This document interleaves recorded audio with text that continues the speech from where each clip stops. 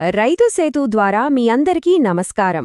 ఘాయి మిర్చి పంటలో అధిక దిగుబడి సాధించాలనుకుంటున్నారా?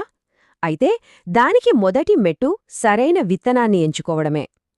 ఈరోజు మనం దాని గురించే వివరంగా తెలుసుకుందాం. మీ పంట లాభం రెట్టింపు అవ్వాలంటే దాని రహస్యం సరైన విత్తనాన్ని ఎంచుకోవడంలోనే ఉంది. అవును, మీ లాభం నాణ్యమైన విత్తనంతోనే మొదలవుతుంది. ఎలాగో ఇప్పుడు చూద్దాం. మనం ఇల్లు కట్టేటప్పుడు పునాది ఎంత బలంగా వేస్తామో పంటకు విత్తనం కూడా అంతే ముఖ్యం. ఇది మన పంటకు పునాది లాంటిది. మనం వేసే ఈ చిన్న విత్తనం మీదే మన మొత్తం పంట భవిష్యత్తు, మన కష్టం, మన పెట్టుబడి అన్నీ ఆధారపడి ఉంటాయి. చూడండి, విత్తనంలో చిన్న తేడా మన ఫలితంలో చాలా పెద్ద మార్పుని తెస్తుంది. మంచి విత్తనం వాడితే అధిక దిగుబడి, మంచి నాణ్యత వస్తాయి. అదే నాసిరకం విత్తనం అయితే మన కష్టం, మన పెట్టుబడి రెండూ వృధా అయిపోతాయి. ఈ నష్టాన్ని మనం మొదటి అడుగులోనే ఆపాలి. మరి ఆ మంచి విత్తనాన్ని ఎలా గుర్తించాలి? మన డబ్బుకు సరైన విలువనిచ్చే విత్తనానికి ఉండాల్సిన ముఖ్య లక్షణాలేంటో ఇప్పుడు తెలుసుకుందాం. మంచి విత్తనానికి ముఖ్యంగా 3 లక్షణాలు ఉంటాయి. 1. అధిక మొలకెత్తే శాతం. అంటే మనం వేసిన విత్తనాల్లో ఎక్కువ శాతం మొలకెత్తాలి. 2. జన్యు స్వచ్ఛత. అంటే ఆ విత్తనం ఏ రకానికి చెందిందో అవే లక్షణాలు కలిగి ఉండాలి. 3. భౌతిక స్వచ్ఛత.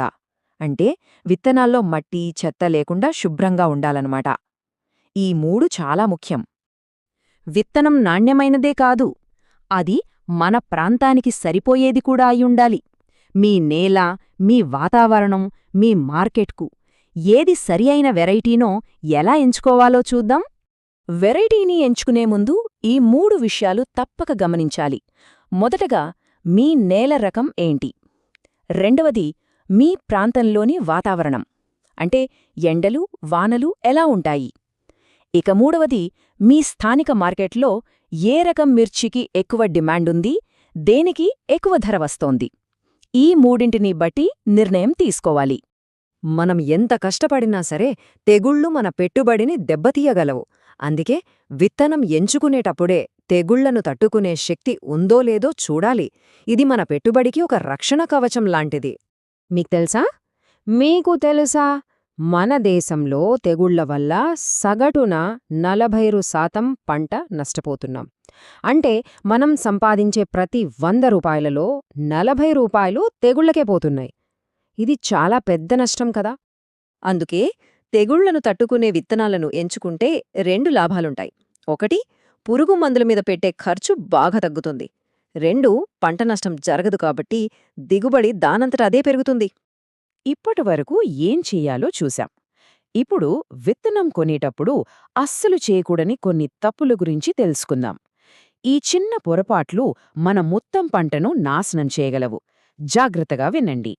మొదటి తప్పు, నకిలీ విత్తనాలు కొనడం. తక్కువ ధరకు వస్తున్నాయని ఆశపడి నకిలీ విత్తనాలు కొంటే మొత్తం పంట నాశనమైపోతుంది. ఎప్పుడూ నాణ్యతకే ప్రాధాన్యత ఇవ్వండి. ఇక రెండవ తప్పు, ఎక్కడ పడితే అక్కడ విత్తనాలు కొనడం. ఎప్పుడు కూడా కంపెనీ నుండి అధికారం పొందిన డీలర్ల దగ్గర మాత్రమే విత్తనాలు కొనాలి. అప్పుడే మనకు నాణ్యతకు హామీ ఉంటుంది.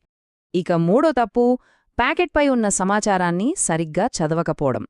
విత్తనం గడువు తేదీ అంటే ఎక్స్పైరీ డేట్, లాట్ నంబర్ మరియు మొలకెత్తే శాతం వంటి వివరాలు తప్పకుండా చూసి కొనాలి. అది మన హక్కు. సరే, ఇప్పటివరకు మనం చర్చించుకున్న విషయాలన్నింటినీ ఒకసారి గుర్తు చేసుకుందాం. ఈ 4 ముఖ్యమైన సూచనలు మీ పంటకు రక్షణ కవచంలా పనిచేస్తాయి. మీ పంట విజయానికి ఈ సూత్రాలు పాటించండి. ఎప్పుడూ అధీకృత డీలర్ల దగ్గరే విత్తనాలు కొనండి. మీ ప్రాంతానికి సరిపోయే, తెగుళ్లను తట్టుకునే వెరైటీని ఎంచుకోండి. ప్యాకెట్ మీద ఉన్న పూర్తి సమాచారాన్ని చదవండి. అన్నింటికన్నా ముఖ్యంగా విత్తనాలు కొన్నప్పుడు తప్పనిసరిగా రసీదు తీసుకోండి. మరి ఈ విషయాలన్నీ దృష్టిలో పెట్టుకుని ఈసారి మీ మిర్చి పంటకు ఏ విత్తనాన్నెంచుకోబోతున్నారు? గుర్తుంచుకోండి, మీ సరైన నిర్ణయమే మీ అధిక దిగుబడికి పునాది. ఇలాంటి మరిన్ని వ్యవసాయ సమాచారం కోసం రైతు సేతు ఛానల్ను సబ్స్క్రైబ్ చేయండి. ధాన్యం కొచ్చురే ముద్దధారి ముద్దధా.